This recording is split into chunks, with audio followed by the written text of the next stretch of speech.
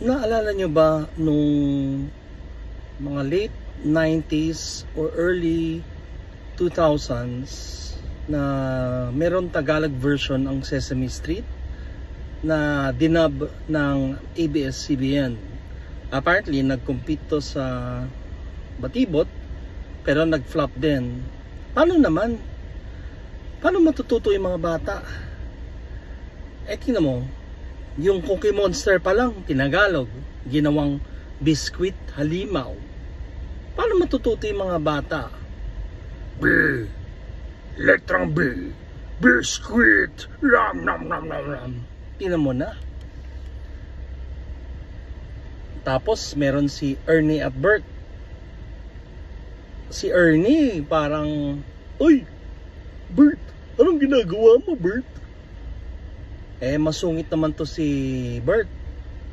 Nagbibilang ako sa 3. 1, 2, 3. Layas, Ernie. Di mo, di ba? Masungit pa naman ni Bert.